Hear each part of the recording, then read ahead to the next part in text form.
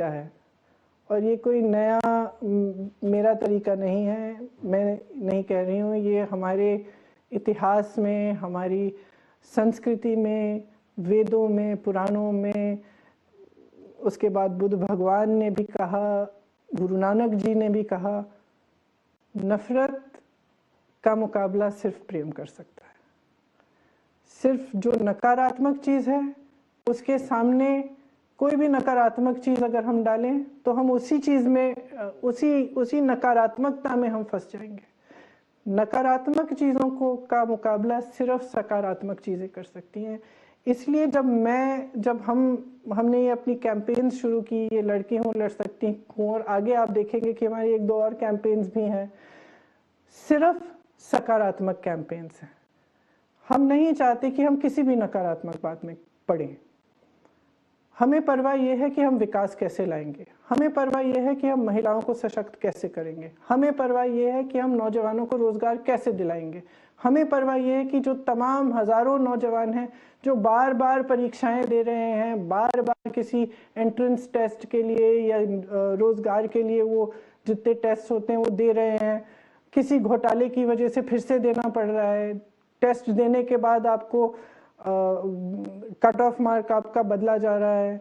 इन चीज़ों के साथ हम कैसे डील करेंगे, इनको कैसे हम हटाएंगे, बाधाएं कैसे हटाएंगे, ताकि जितने भी मौके हैं, चाहे रोजगार के मौके हैं, सशक्त होने के मौके हैं, नौजवानों को मिले, महिलाओं को मिले, और लोग जो विकास होना चाहिए वो असली विकास हो। ये विकास नहीं कि आप चुनाव आ रहा है तो आपने एयरपोर्ट का उद्घाटन कर लिया, पता चला कि एयरपोर्ट तो बना ही नहीं है, चाइना की एयरपोर्ट आप सोशल मीडिया पे दिखा रहे हैं, आपके विज्ञापनों पे सारा दिख रहा है कि विकास आया है, विकास आया, लेकिन ज़मीन पे कुछ नहीं है। ज़मीन पे लोग त्रस्त हैं, परेशान हैं, किसान हो, दलित हो, महिलाएं हो, नौजवान हो, सब त्रस्त हैं। तो जो राजनीति में जो हिंसा लाना चाहते हैं, जो नफरत लाना चाहते हैं, उनका एक मकसद होता है। मकसद ये है कि आप उनसे सवाल ना करें, आप उनसे जो एक्चुअल चीज़ें हैं कि भाई तुम मेरे लिए कर क्या रहे हो, ये आप पूछोगे नहीं। तो इनका फायदा कुछ ऐसी पार्टियों का ही होता है। अंत में आप सोचिए, आप नेता हैं, आपको जनता ने अपना प्रतिनिधि बना दिया। अब आपको मालूम है कि 5 साल बाद जब चुनाव आएगा तो मैं धर्म की बात करूंगा, मैं जाति की बात करूंगा, नफरत की बातें करूंगा, तो वोट मिल जाएगा मुझे। तो आप काम क्यों करेंगे? काम क्यों करेंगे आप काम तभी करेंगे ना जब आपको मालूम है कि 5 साल बाद आपको उस काम पे जवाब देना पड़ेगा, जवाबदेह बनना पड़ेगा। तो मैं समझती हूँ कि जो ये राजनीति में खास तौर से समाज में जो नकारात्मकता, हिंसा फैल रही है, इसका मुकाबला एक्चुअली सकारात्मक राजनीति, प्रेम, करुणा भाव, सबको एक साथ लेकर उन चीज़ों के बारे में हम बात करें जो एक्चुअली हमारे भविष्य को, हमारे जीवन को सुधारें, हमारे समाज को सुधारें, हमारा जो आपसी प्रेम है उसको बढ़ाएं। बड़ा लंबा लेक्चर दे दिया मैंने। अच्छा, अब आपने महिलाओं को चुनाव के टिकट में 40% आरक्षण दिया है, जो कि अच्छा कदम है, थैंक यू। लेकिन क्या राजनीति महिलाओं के लिए सेफ है? जो महिलाएं पॉलिटिक्स में आना चाहती हैं लेकिन डरती हैं, उनसे आप क्या कहेंगी? देखिए, आप देखेंगे कि जो लिस्ट हमारी आएगी महिलाओं की जो टिकट चाहती हैं, उसमें ऐसी महिलाएं हैं जिन्होंने बहुत संघर्ष किया है। मिसाल के तौर पर मैं बता देती हूँ कि एक महिला जिसने पंचायत का चुनाव लड़ा और भाजपा के कार्यकर्ताओं और नेताओं ने उससे लड़ाई की, उसकी साड़ी फाड़ दी, और हमारी पार्टी में नहीं थी, वो समाजवादी पार्टी में थी। मैं गई, उनसे मिली उस समय। वो चुनाव लड़ेंगी, उनको मौका मिल रहा है। क्यों? देखिए, क्योंकि मैं उनसे कह रही हूँ कि आपकी सुरक्षा हमारी जिम्मेदारी है, हमारी पार्टी, पूरी पार्टी आपके साथ है। आप खड़ी होंगी, आप खड़े होइए, आप लड़िए, हम आपके पीछे खड़े हैं, हम आपके लिए लड़ेंगे। तो मेरे ख्याल से ये एक हमें कदम उठाना पड़ेगा। हमें थोड़ा सा अपना मन बना के, अपना धैर्य बनाकर, अपने आप को आगे लाना पड़ेगा और जब हम एकजुट होंगे, जब पूरी कांग्रेस पार्टी उस महिला के साथ खड़ी है, तो उसकी सुरक्षा ऑटोमेटिकली उसको मिलेगी, उस पार्टी की मजबूती से, हमारे समर्थन के साथ, और हम उसके लिए समर्पित हों, उसके साथ वो खड़ी हो पाएगी और उसे सुरक्षा मिलेगी। तो मैं ये कहना चाहती हूँ कि अगर आप महिला हैं, आप पॉलिटिक्स में आना चाहती हैं, आप डर रही हैं, घबरा रही हैं, मेरे पास आइए, मेरे से मिलिए, आपकी जो घबराहट है, आपकी जो फियर्स हैं, उसके बारे में हम बात करते हैं, उसको सुलझाते हैं और खड़े हो जाइए हमारे साथ। अच्छा, I have gone through few visuals in which it has been mentioned 40% reservation in Vidhan Sabha.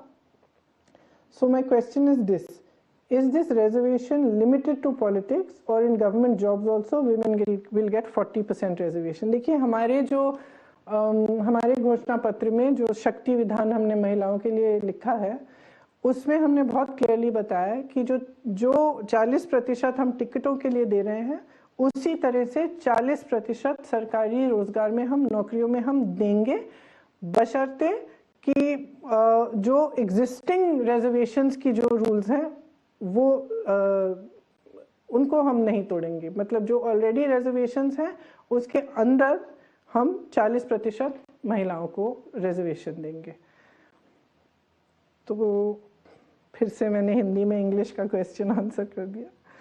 Uttar Pradesh स्वास्थ्य सेवाओं में देश में सबसे निचले पायदान पर है। आपके पास क्या कार्य योजना है जिससे हमारी स्वास्थ्य सेवाएं बेहतर हो जाएं? ये शायद अभी 2:27 हो गए हैं, तो ये आखिरी क्वेश्चन मैं लूँगी। इसके बाद जो अगली बार मैं आपके बाकी क्वेश्चंस ले लूँगी। ये मैं एक्चुअली मैं पढ़ के बता देती हूँ अपने मैनिफेस्टो से, क्योंकि इसमें काफ़ी चीज़ें हमने रखी हैं सेहत के लिए। जैसे आपने बिल्कुल सही कहा कि उत्तर प्रदेश एकदम निचले पायदान पर है सेहत के मामले में, और ख़ासतौर से महिलाओं की जो सेहत है उसके लिए। तो जो पूरा जो स्वास्थ्य का जो स्ट्रक्चर है, हेल्थ का जो इंफ्रास्ट्रक्चर है, उसको मजबूत करने के लिए हमने काफ़ी सोचा और किस तरह से किया जाएगा। कुछ पॉइंट्स मैं आपको पढ़ के बता देती हूँ जो हमारे मैनिफेस्टो में है। जैसे पूरे राज्य में प्राथमिक स्वास्थ्य केंद्रों और अन्य चिकित्सा सुविधा केंद्रों में डॉक्टरों और चिकित्सा कर्मचारियों में सभी रिक्त पद भरे जाएंगे। तो तमाम पद रिक्त हैं। इसका मतलब है कि आपके पास एक पीएचसी होगा लेकिन उसमें डॉक्टर नहीं है। तो इसको हम ठीक करना चाहते हैं। सबसे पहले वो रिक्त स्थान भरना चाहते हैं। फिर किसी भी बीमारी के लिए प्रत्येक परिवार को 10 लाख तक मुफ्त इलाज सरकार देगी। ग्रामीण और शहरी क्षेत्रों में नए स्वास्थ्य केंद्र खोलकर सामुदायिक और प्राथमिक स्वास्थ्य व्यवस्था को मजबूत किया जाएगा और इसे राष्ट्र औसत के करीब से लाया जाएगा। मतलब कि जो भी शहर और ग्रामीण के जो सुविधाएं हैं स्वास्थ्य के लिए, उनका पूरा इंफ्रास्ट्रक्चर हम मजबूत बनाना चाहते हैं। इसमें खास हमने सोचा है कि महिलाओं के लिए हर पीएचसी में एक अलग कमरा होगा जिसमें महिला डॉक्टर अवेलेबल होगी, और जो खास तौर से जो महिला का जो एक वेलनेस चेक, जैसे एनुअल वेलनेस चेक करे, जिसमें महिला जाकर अपना पूरा अपनी जो महिला की खास स्वास्थ्य की इश्यूज होती हैं उनके बारे में बात कर पाए और डॉक्टर से मिल पाए। ये भी हमने इसमें लिखा है। मानसिक स्वास्थ्य और आरोग्य पर ध्यान देने के लिए एक हेल्पलाइन और वेबसाइट शुरू की जाएगी। सभी सरकारी अस्पतालों, विश्वविद्यालयों और विद्यालयों में मासिक धर्म से संबंधित आवश्यक वस्तुओं और दवाओं की मुफ्त आपूर्ति सुनिश्चित की जाएगी। यहाँ पे जब हमने मानसिक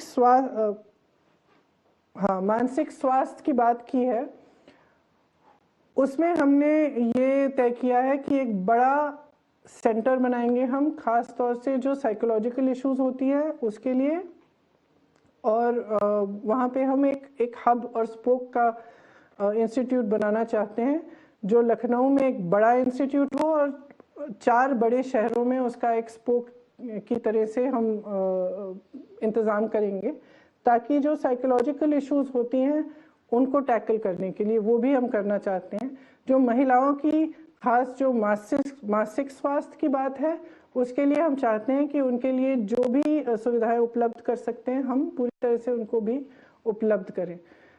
तो बेसिकली और जो हेल्थ में हम खर्चा करते हैं, जो हेल्थ बजट है हमारी, उसको हम बढ़ाना चाहते हैं। एक और चीज़ है कि अब कोरोना का दौर है, पिछले 2 सालों से हम देख रहे हैं कि कितना स्ट्रेस हमारा हेल्थ सेक्टर ले रहा है, कि नर्सेज, डॉक्टर्स 24 घंटे काम करके भी उनको सरकार की तरफ से जो मिलना चाहिए, जो सपोर्ट मिलनी चाहिए, चाहे वो आर्थिक हो, चाहे वो मानसिक तौर पे हो, चाहे वर्किंग आवर्स में हो, वो नहीं मिल रही है। तो हम चाहते हैं कि इसको भी हम सुधारें।